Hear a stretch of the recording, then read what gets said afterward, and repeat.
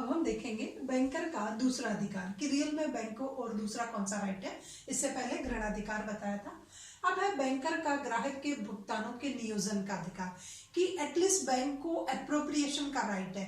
Bank customer के द्वारा दिए गए पेमेंट को अगर कोई क्लियर इंस्ट्रक्शन नहीं दिया गया है, विदाउट एनी क्लियर इंफॉर्मेशन, अगर कस्टमर बैंक में कुछ पैसे जमा करा देता है और उसने उसी बैंक से लोन भी ले रखा है, बहुत सारे लोन्स इश्यू करा रखे हैं, तो बैंक को राइट है एप्रोप्रिएशन का, बैंक को नियोजन का राइट होता है। तो जब किसी ग्राहक के किसी बैंक शाखा में अलग अलग कई खाते हैं, सबसे पहली कंडीशन क्या है, किसी बैंक शाखा में अलग अलग कई खाते हैं।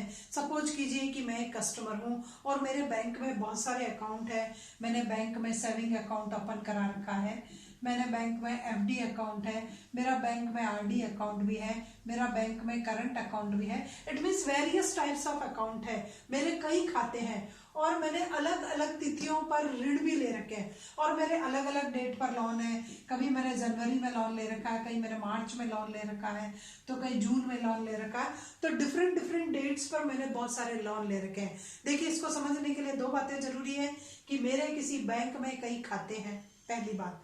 दूसरा, मैंने अलग अलग तिथियों पर कहीं ऋण ले रखे हैं, बैंक से लोन ले रखे हैं और अब मैं उन अलग अलग तिथियों पर लिए गए ऋणों का भुगतान करती हूँ और विदाउट एनी क्लियर इंफॉर्मेशन, बिना किसी स्पष्ट निर्देश के बैंक में जाके धनराशि जमा कराई जाती हूँ। कुछ भी नहीं लिखती हूँ डिपॉजिट फॉर्म पर, ये मेरे खाते में जमा कर देना।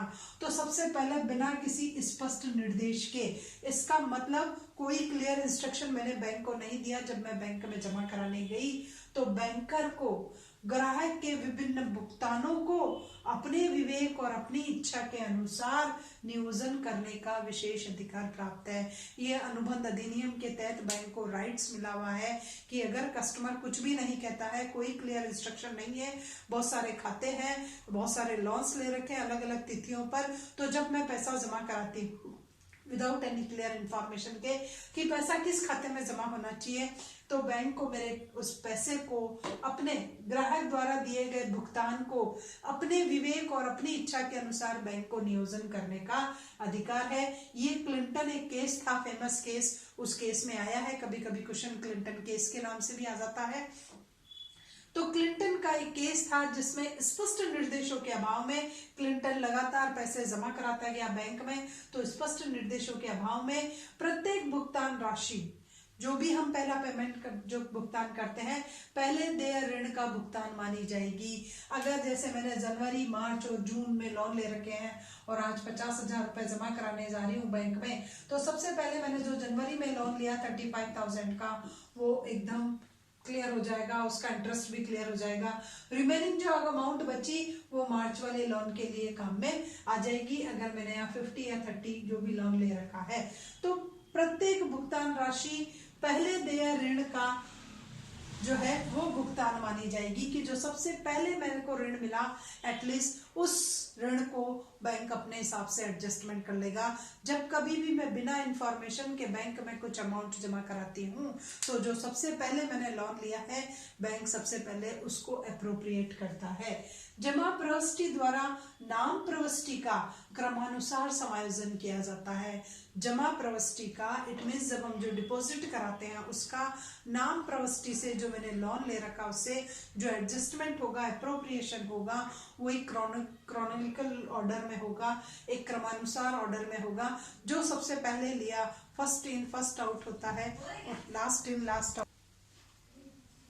तो रियल में बैंक को जो है वो कस्टमर के उसी के अकॉर्डिंग, अगर उसकी नहीं है इंफॉर्मेशन तो अपने अकॉर्डिंग कर सकता है। तो क्लिंटन केस में यह दिया गया था कि भुगतान राशि पहले देय ऋणों का भुगतान जमा प्रविष्टि द्वारा नाम प्रविष्टि का क्रमानुसार होगा। तो ये क्लियर हो गई, उसको हम बोलते हैं राइट टू एप्रोप्रिएशन, कि बैंक को ऐसा राइट है कि वो ऐसा एडजस्टमेंट कर सकता है।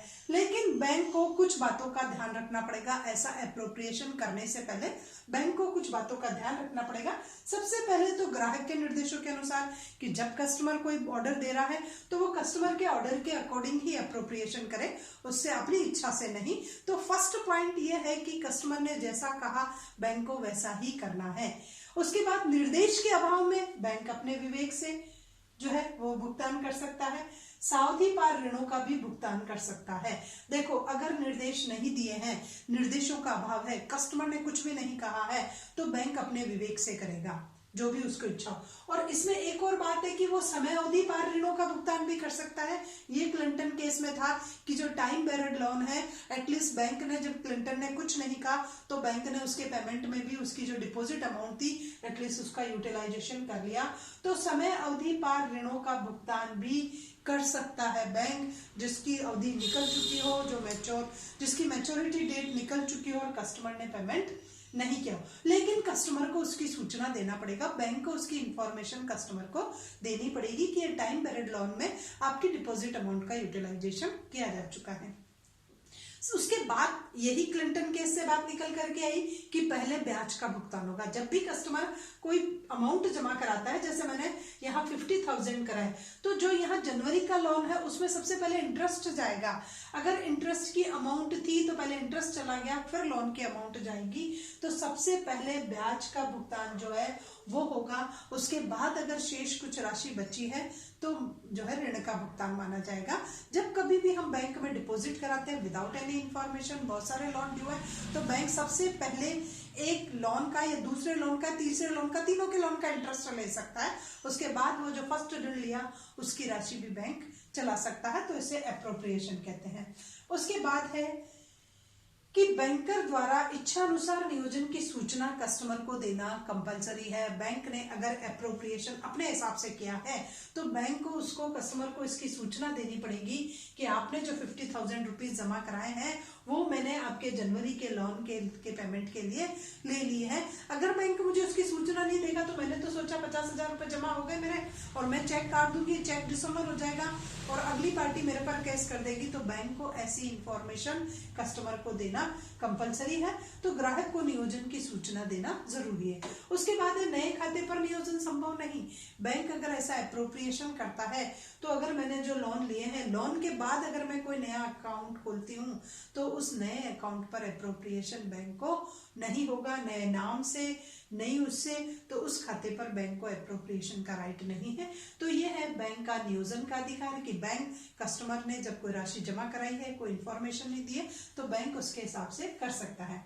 उसके बाद तीसरा अधिकार है बैंक को, बैंक का ग्राहक से ब्याज कमीशन वसूलने का अधिकार, कि बैंक को कस्टमर से जो भी कोई ब्याज बाकी है वो वसूलने का अधिकार है। कमीशन, अगर बैंक ने कोई काम किया है किसी तरीके का तो मेरे से कमीशन लेने का अधिकार है। और बैंक इनके लिए मेरे पर केस कर सकता है। अगर मैंने बैंक से कोई फैसिलिटी अवेलेबल कराई है, अंडरराइटिंग करवाई है शेयर्स की या अदर कोई लिया है और अगर लोन लिया है तो बैंक मुझसे चार्ज, एक्सपेंडिचर जो भी बैंक को करने पड़े हैं मेरे लिए as an agent, as an bank, customer को जो भी सेवाएं देता है उसके बदले में बैंक को जो भी चार्जेस हैं वो कस्टमर से प्राप्त करने का अधिकार है। एक कस्टमर उनको देने के लिए कभी भी मना नहीं कर सकता। उसके बाद फोर्थ राइट है बैंक को, बैंकर के लिए परिसीमा अवधि अधिकार, कि बैंकर को एक राइट्स और दिया गया है, एक परिसीमन अवधि का अधिकार है।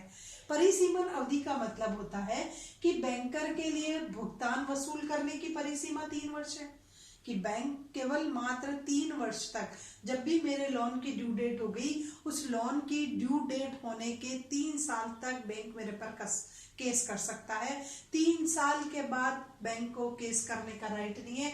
जैसे बैंक ने यहाँ समय अवधि पार ऋणों का भुगतान माना ना, तो ये टाइम पीरियड लोन इतने भी टाइम पीरियड नहीं होंगे कि मतलब 3 साल की अवधि देय तिथि के बाद जो है वो बैंक को 3 इयर्स का टाइम है, उसमें वो मेरे पे केस कर सकता है। उसी प्रकार कस्टमर भी बैंक पर 3 साल तक ही केस कर सकता है, 3 साल से ज्यादा नहीं कर सकता। तो परिसीमन अवधि के जो अधिकार है वो दोनों के लिए 3 इयर्स है। कस्टमर को बैंक के लिए 3 साल का अधिकार मिलता है और बैंक को अपने कस्टमर के लिए जो है भुगतान वसूल करने का जो परिसीमा अवधि का अधिकार है वो 3 वर्ष का माना जाता है, जो ऋण की देय तिथि से आगे मानी जाती है, कि जब भी मेरे लोन की जो मैच्योरिटी डेट हो गई उस डेट के बाद 3 साल तक बैंक मेरे पर जो है वो केस करने का अधिकार रखता है, वसूलने का अधिकार रखता है, नोटिफिकेशन देने का अधिकार रखता है। ये परिसीमन अवधि अधिकार है। 3 साल में वो सब कुछ कर लेगा और अगर फिर मैंने लोन नहीं रिपे किया तो वो मेरी एसेट्स को बेचने का भी अधिकार रखता है। तो ये राइट्स बैंकर के लिए 3 वर्ष तक के माने हैं। 3 वर्ष के बाद बैंक को इस प्रकार का अधिकार नहीं मिलेगा।